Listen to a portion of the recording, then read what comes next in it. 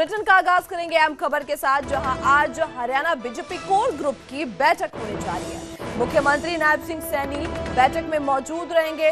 केंद्रीय मंत्री मनोहर लाल भी बैठक में शामिल होंगे। आपको बता दें कि शाम 4 बजे ये सीएम आवास पर बैठक होने जा रही है और इसी बीच अर्चना गुप्ता समेत कई वरिष्ठ नेता इस मीटिंग में, इस बैठक में मौजूद रहने वाले हैं। सो हरियाणा बीजेपी कोर ग्रुप की आज अहम मीटिंग, तो मंथन आज किए जाएंगे। सीएम नायब सैनी और केंद्रीय मंत्री मनोहर लाल इस दौरान मौजूद रहेंगे। शाम 4 बजे ये समय निर्धारित किया गया जब ये आवास पर बैठक होगी और हरियाणा बीजेपी अध्यक्ष अर्चना गुप्ता सने वरिष्ठ नेता भी मौजूद रहेंगे। सो कोर कमेटी के तमाम सदस्य भी मौजूद रहेंगे। बात करते हैं, हमारे संवाददाता अंकित दुदानी हमारे साथ जुड़ चुके हैं। अंकित, आज बीजेपी कोर ग्रुप की बैठक होने जा रही है, ऐसे में क्या कुछ और जानकारी? बिल्कुल, शाम 4 बजे कोर ग्रुप की बैठक होगी और सीएम आवास के ऊपर ये बैठक होगी, जिसमें मुख्यमंत्री नायब सैनी, केंद्रीय मंत्री मनोहर लाल, केंद्रीय मंत्री राव इंद्रजीत सिंह, केंद्रीय मंत्री कृष्णपाल गुर्जर और बीजेपी की प्रदेश अध्यक्ष जो है अर्चना गुप्ता, और उसके साथ ही कोर ग्रुप के जो अन्य सदस्य हैं, वो चाहे सुधा यादव हो, सुनीता तुक्कल हो, कमल गुप्ता हो, सुभाष बराला हो, ये सारे जो सदस्य हैं कोर ग्रुप के, ओम प्रकाश धनखड़ हो, कैप्टन अभिमन्यु हो, तो ये सब भी मौजूद रह सकते हैं और सभी की मौजूदगी के अंदर कोर ग्रुप की बैठक होगी। कोर ग्रुप की बैठक के अंदर विशेष तौर के ऊपर हरियाणा से जुड़े हुए कौन से जो महत्वपूर्ण फैसले हैं वो लिए जाएंगे, क्योंकि अभी चेयरमैन की नियुक्ति लगभग हो चुकी है और भी कुछ चेयरमैनों की नियुक्ति होनी है। सरकार को किस तरह से आगे बढ़ना है, किस तरह से आपस में समन्वय बनाना है, तो वो सारी चीजों के ऊपर को लेकर के बैठक के अंदर चर्चा होती है और आज शाम को जब 4 बजे बैठक होगी तो उसके अंदर यही सब चर्चाएं होने वाली है। जी, ऐसे में अंकित, अगर हम मेन एजेंडों की बात करें, क्या कुछ और अहम देखने को मिल सकता है इस मीटिंग में? बिल्कुल, एजेंडा कोई इस बैठक का निकल करके बाहर नहीं आता, क्योंकि कोर ग्रुप होता है और कोर ग्रुप की अहम बैठक इंटरनल बैठक होती है, लेकिन जब भी कोई बैठक होती है तो उसके बाद कुछ ना कुछ महत्वपूर्ण जरूर होता है। तो अब देखना होगा कि जब आज 4 बजे कोर ग्रुप की बैठक हो जाती है तो उसके बाद क्या ऐसा महत्वपूर्ण निकल करके सामने आता है। जी बिल्कुल अंकित, आपका बहुत बहुत शुक्रिया तमाम जानकारी के लिए। नजरें बनाए रखना, आपसे और भी इस मीटिंग को लेकर जानकारी लेते रहेंगे।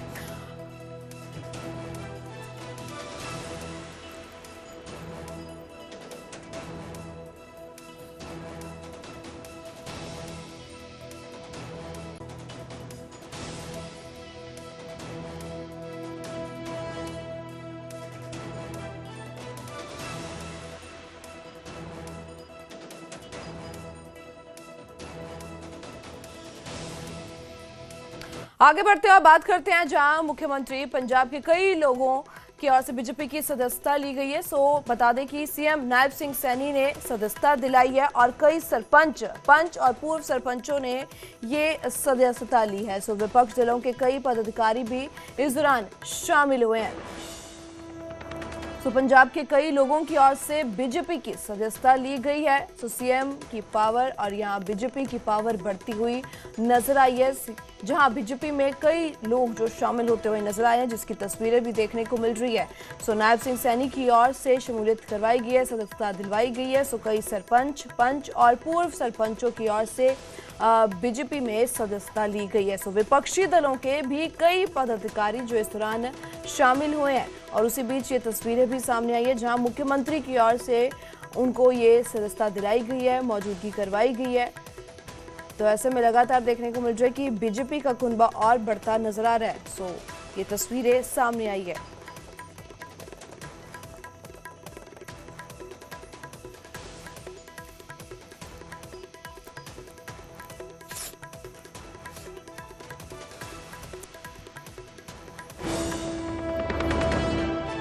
तो बात करते हैं पंजाब हरियाणा हाईकोर्ट के सिटिंग जज का निधन हो गया है। गुरुग्राम में जस्टिस महावीर सिंधु का निधन हुआ है। बता दें कि 59 साल की उम्र में आखिरी सांस ली गई। लीवर की बीमारी से ग्रस्त चल रहे थे जस्टिस संधू और गुरुग्राम में जस्टिस महावीर सिंधु का निधन हो गया है। सो पंजाब हरियाणा हाईकोर्ट के सिटिंग जज थे जिन्हों का निधन हो चुका है। 59 साल की उम्र में आखिरी सांस ली गई है, लीवर की बीमारी से जूझ रहे थे और जस्टिस सिंधु जो आज हमारे बीच नहीं रहे हैं, पंजाब हरियाणा हाईकोर्ट के सिटिंग जज थे। तो फिलहाल शोक भरी खबर ये सामने आई है जहां 59 साल की उम्र में आखिरी सांस ली, लीवर की बीमारी से ग्रस्त चल रहे थे पंजाब हरियाणा हाईकोर्ट के सिटिंग जज। तो बात करते हैं, हमारे संवाददाता धर्मवीर हमारे साथ जुड़ चुके हैं।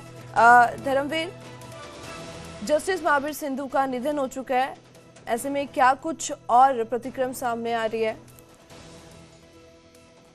बिल्कुल, देखिए, पंजाब हरियाणा हाई कोर्ट के जो सिटिंग जज थे महावीर सिंधु, उनका गुरुग्राम के मेदांता अस्पताल में निधन हुआ है। इलाज के दौरान उनका निधन हुआ है।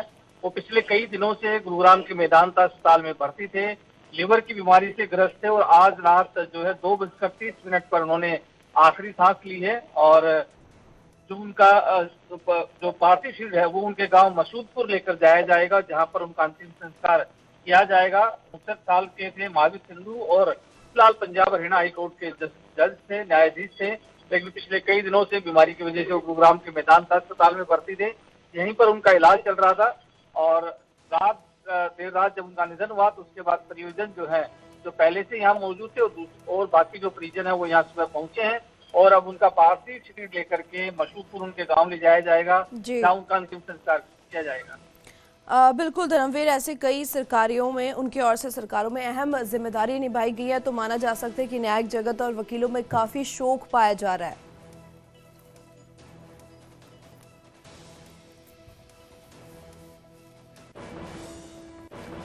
उधर हिमाचल प्रदेश के जनजातीय जिला लाहौल स्पीति घाटी की रहने वाली 17 साल की तंजिन नॉर्डन ने अपने 5,970 मीटर ऊंची कनीमो पीक को सफलतापूर्वक फतेह कर इतिहास रच दिया है। इस उपलब्धि के साथ ही तंजिन नॉर्डन स्पीति घाटी की ऐसा पहली महिला पर्वतारोही बनी है जहां इस दुर्गम एवं चुनौतीपूर्ण शिखर पर सफलतापूर्वक तिरंगा फहराया गया। तंजिन नॉर्डन की इस उपलब्धि पर हिमाचल प्रदेश के मुख्यमंत्री सुखविंदर सिंह ने भी बधाई दिया और सीएम ने तंजिन को बधाई देते हुए कहा कि उन्होंने कम आयु में प्राप्त ये उपलब्धि न केवल उनके परिवार बल्कि पूरे स्पीति लाहौल और स्पीति जिले और हिमाचल प्रदेश के लिए गर्व का विषय है।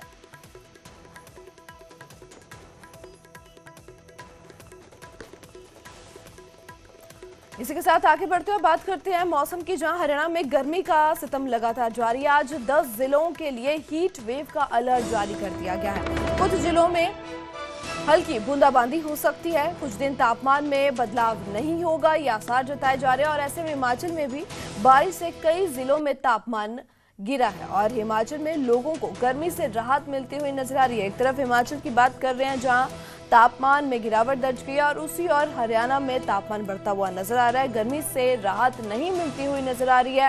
हीट वेव का अलर्ट भी जारी कर दिया गया है।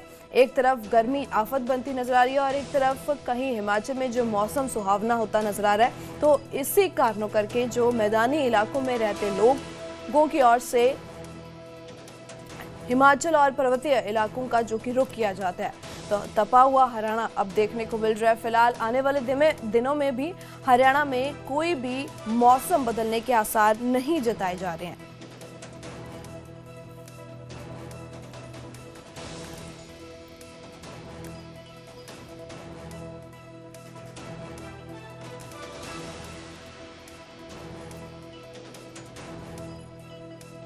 तो इसी के साथ हमारे संवाददाता हेम ठाकुर हमारे साथ लाइव जुड़ चुके हैं। हेम, एक तरफ गर्मी का सितम देखने को मिल रहा है और एक तरफ मौसम काफी सुहावना होता हुआ नजर आ रहा है, तो माना जाता है इसी कारणों करके जो मैदानी इलाकों में लोग रहते हैं वो हिमाचल का रुख करते हैं।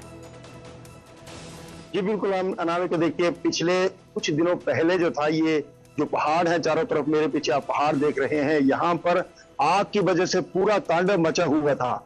चारों तरफ प्रदूषण ही प्रदूषण दिख रहा था। धुएं और प्रदूषण से लोग थोड़े काफी दुखी थे, लेकिन अब जो है पिछले 2-3 दिनों से हल्की हल्की जो पहाड़ों पे बारिश हुई है उससे हरियाली एक बार फिर लौट आई। आपको एक बार दिखाएंगे कि ये आप देख सकते हैं, जो सामने पहाड़ियां देख रहे हैं, इन पहाड़ियों को दीदार करने के लिए जो सैलानी है मैदानी इलाकों से तपती धूप से राहत पाने के लिए यहाँ पहुंच रहे हैं। और आपको बता दें कि 2-3 दिन से यहाँ जो मौसम है बिल्कुल खुशनुमा हो गया है। चंबा जिला की जितने भी पर्यटन स्थल हैं, चाहे डलहौजी हो, खजियार हो, या फिर 7-500, वहां जो सैलानियों की भीड़ धीरे धीरे दिख रही है। बरसात के मौसम में जितनी भी पहाड़ियां हैं इनमें पूरी हरियाली पूरी यौवन पर रहती है और इनकी सुंदरता के निहारने के लिए जो है मैदानी इलाकों से लोग पहुंचते हैं। और अब जो है यहाँ पर जो सैलानियों की आमद देखनी शुरू हो जाएगी। आज की मौसम जो हवा ठंडी हवा चली है, हम जिस पहाड़ी पर खड़े हैं करीब चंबा से ये अनछुआ पर्यटन स्थल इसे कहा जा सकता है, क्योंकि यहाँ पर बहुत कम सैलानी यहाँ पहुंचते हैं। इसके बिल्कुल सामने की पहाड़ी है, वहाँ कजाड़ की पहाड़ी है, वहाँ हर साल लाखों की संख्या में लोग यहाँ पहुंचते हैं। लेकिन अब जो है यहाँ भी लोगों ने आना शुरू कर दिया है। अब पिछले कल भी यहाँ एक कार्यक्रम रखा गया था यहाँ झुमार में, और लोग वहाँ आनंद उठाने के लिए पहुंचे थे। तो धीरे धीरे जो अनछुए पर्यटन स्थल है वहां पर भी सैलानी पहुंचेंगे। लेकिन मौसम जो है प्लेन से जो है यहाँ पर काफी खुशनुमा है। ये नाम बिल्कुल है। ऐसे में अगर बात करें हरियाणा की, कोई आसार जताया जा रहा है कि तापमान में कब जो मौसम सुहावना हो सकता है, बारिशों का आसार जताया जावे? बिल्कुल, देखिए जिस तरह से हरियाणा में अब अभी तक तो बारिश की कोई संभावना नहीं है, लेकिन जैसे ही वहां बारिश होगी तो वहां हल्की तापमान में गिरावट दर्ज करवाई जाएगी। लेकिन हिमाचल प्रदेश के चंबा जिला की बात करें तो यहाँ पर मौसम जो है 2-3 दिनों से काफी खुशनुमा है। हालांकि यहाँ पर भी सर्दी काफी हो गई थी। यहाँ पर अगर 37 या 38 डिग्री तापमान हो जाता है तो यहाँ के लोगों को काफी गर्मी लगती है। लेकिन मैदानी इलाकों में 45 डिग्री तापमान पर भी लोग जो है रह रहे हैं, और वो वहाँ की जो गर्मी की तपश से बचने के लिए पहाड़ों का रुख करते हैं। तो कुल मिलाकर यहाँ के जो सैलानी है यहाँ पहुंचेंगे, यहाँ के जो व्यापारी हैं पर्यटन व्यवसाय से जुड़े हैं, उनका भी फायदा होगा। तो अब ये मौसम जो है काफी बदलने वाला है। जी अनाम। बिल्कुल हेम, आपका बहुत बहुत शुक्रिया तमाम जानकारी के लिए। तो मौसम में कहीं ना कहीं गिरावट भी यहाँ हिमाचल में दर्ज की जा रही है, और उसी और एक तरफ हरियाणा की तस्वीर सामने आ रही है जहां फिलहाल गर्मी का सितम जारी है। आगे बढ़ते हुए बात करते हैं जहां जींद में इन दिनों आवारा कुत्तों और बंदरों का आतंक देखने को मिल रहा है। एक महीने में ही 300 से ज्यादा लोगों को बंदर और कुत्ते काट चुके हैं। अस्पतालों में मरीजों की संख्या लगातार बढ़ रही है और लोग रेबीज का टीका लगवाने के लिए पहुंच रहे हैं। अब डेली का मान के चलो कि हमारे ना पास 10 या 12 मरीज नए आ जाते हैं, और फॉलोअप के लिए मतलब 15-20 पेशेंट हो जाते हैं डेली। बंदर कुत्ते काटने का प्रोसेस से होता है कि जैसे पेशेंट पहली बार आया है तो उसको सबसे पहले ओपीडी स्लिप बनवा के फिर उसको डॉक्टर के पास जाना पड़ता है। डॉक्टर फिर उसके लिखते हैं कि भाई हमें इंट्राडर्मल लगाने या इंट्रामस्कुलर लगाने हैं। मैं इंजेक्शन लगवाने के लिए आया हूँ। एक्चुअली 20 दिन पहले मेरे गाँव में कुत्ते ने काट लिया था। उसी दिन भी एक इंजेक्शन लगवाया था, बीच में इंजेक्शन, और आज तीसरा इंजेक्शन मेरे को लगा है। इंजेक्शन यहाँ सरकारी हॉस्पिटल में प्रयोग पोस्ट बीपीएल राशन कार्ड है मेरा, बीपीएल के आधार पे जो ट्रीटमेंट।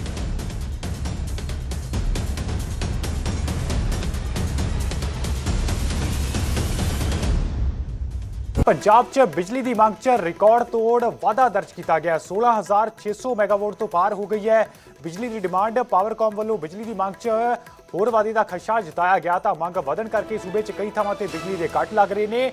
लगातार पै रही गर्मी एक वड्डा कारण है। बिजली की डिमांड ते जो असर पिया है तो सीधे तौर पर यह मांग लगातार वधी जा रही है, क्योंकि पंजाब च इस वेले तापमान काफ़ी ज़्यादा वधिया होया है, जिस कारण सीधे तौर पर लोग अपने घरों के अंदर रहते हैं, जिस कारण बिजली की डिमांड काफ़ी वध जाती है। इस तो इलावा जो गलबात की जाए तो दफ्तरों के हर थां ते AC चलते हैं, पखे चलते हैं, तो इस दौरान सीधे तौर पर बिजली की डिमांड के वाधा होंदा है। पंजाब इस वेले जो बिजली की डिमांड है 16,000 मैगावाट तो पार जा चुकी है। 16,600 मैगावाट तक पहुंच चुकी है डिमांड। हालांकि लगातार वधी जा रही है। जो गल पिछले दिन की की जाए तो ये डिमांड जो है 16,464 सी। इस तो इलावा 25 जून को 16,335 सी, पर इस वेले 27 जून की गल की जाए जो लंघे दिन की तो ये डिमांड 16,600 मैगावाट तो पार पहुंच चुकी है। सीधे तौर पर गर्मी एक वड्डा कारण है, जिस कारण कई थावां ते बिजली के कट लग रहे हैं, क्योंकि डिमांड लगातार वधी जा रही है। सीधे तौर पर पावरकॉम ने यह भी खदशा जताया कि आने वाले दिनों में ये मंग होर वध सकती है, तो मंग वधन करके सूबे च कई थावां ते बिजली के कट लगाने पै रहे हैं। लगातार पै रही गर्मी एक वड्डा कारण है कि बिजली की डिमांड से जो असर पै रहा है, जिस कारण बिजली के कट भी लग रहे हैं। हालांकि लोगों को भी काफ़ी परेशानी आती है, पर अत की गर्मी जिस कदर पै रही है तो इस कारण लगातार बिजली की डिमांड भी वधी हुई दिखाई दे रही है। हालांकि जो ਬਿਜਲੀ ਦੀ ਕਿਤੇ ਨਾ ਕਿਤੇ ਜਦੋਂ ਡਿਮਾਂਡ ਵੱਧ ਗਿਆ ਤਾਂ ਸਿੱਧੇ ਤੌਰ ਤੇ ਜਦੋਂ ਕੱਟ ਲੱਗਦੇ ਨੇ ਤਾਂ ਲੋਕਾਂ ਨੂੰ ਕਿਤੇ ਨਾ ਕਿਤੇ ਭਾਰੀ ਪਰੇਸ਼ਾਨੀਆਂ ਦਾ ਸਾਹਮਣਾ ਕਰਨਾ ਪੈਂਦਾ, ਪਰ ਡਿਮਾਂਡ ਲਗਾਤਾਰ ਬਿਜਲੀ ਦੀ ਵਧਦੀ ਜਾ ਰਹੀ ਹੈ। ਇੱਕ ਗ੍ਰਾਫਿਕ ਜ਼ਰੀਏ ਸਮਝਾਉਣ ਦੀ ਕੋਸ਼ਿਸ਼ ਕਰਦੇ ਹਾਂ ਕਿ ਕਿਸ ਕਦਰ ਪਿਛਲੇ 3 ਦਿਨਾਂ ਦੇ ਵਿੱਚ ਇਹ ਡਿਮਾਂਡ ਲਗਾਤਾਰ ਵਧੀ ਹੈ। ਤਾਂ ਜੇ ਗੱਲ ਕੀਤੀ ਜਾਵੇ 27 ਜੂਨ ਦੀ, ਤਾਂ 27 ਜੂਨ ਨੂੰ ਇਹ ਡਿਮਾਂਡ 16,604 ਮੈਗਾਵਾਟ ਸੀ, ਜੋ ਕਿ ਉਸ ਤੋਂ ਪਹਿਲਾਂ 26 ਜੂਨ ਨੂੰ 16,464 ਮੈਗਾਵਾਟ ਸੀ, ਜੋ ਕਿ ਸਿੱਧੇ ਤੌਰ ਤੇ 200-300 ਮੈਗਾਵਾਟ ਦਾ ਵਾਧਾ ਹੋਇਆ 200 ਦੇ ਕਰੀਬ। ਇਸ ਤੋਂ ਇਲਾਵਾ 25 ਜੂਨ ਨੂੰ ਜੇ ਗੱਲ ਕੀਤੀ ਜਾਵੇ ਤਾਂ ਇਹ ਡਿਮਾਂਡ ਪੰਜਾਬ ਦੇ ਵਿੱਚ 16,335 ਮੈਗਾਵਾਟ ਸੀ। ਤਾਂ ਕਰੀਬ 3 ਦਿਨਾਂ ਦੇ ਅੰਤਰ 'ਚ ਦੇਖਿਆ ਜਾ ਸਕਦਾ ਹੈ ਕਿ ਡਿਮਾਂਡ ਜੋ ਹੈ ਕਰੀਬ 250-300 ਮੈਗਾਵਾਟ ਜੋ ਹੈ ਵੱਧ ਗਈ ਹੈ ਤੇ ਆਉਣ ਵਾਲੇ ਦਿਨਾਂ 'ਚ ਹੋਰ ਵੀ ਵੱਧ ਸਕਦੀ ਹੈ। ਇਹ ਪਾਵਰਕਾਮ ਨੇ ਖਦਸ਼ਾ ਜਤਾਇਆ, ਕਿਉਂਕਿ ਜਿਸ ਕਦਰ ਲਗਾਤਾਰ ਗਰਮੀ ਪੈ ਰਹੀ ਹੈ ਤਾਂ ਇਸ ਵਿਚਾਲੇ ਬਹੁਤ ਅਹਿਮ ਹੋ ਜਾਂਦਾ ਹੈ ਕਿ ਬਿਜਲੀ ਦੀ ਡਿਮਾਂਡ ਲਗਾਤਾਰ ਵੱਧਦੀ ਹੈ। ਤਾਂ ਇਹ 3 ਦਿਨਾਂ ਦੇ ਅੰਕੜੇ ਨੇ ਜਦੋਂ ਕਿ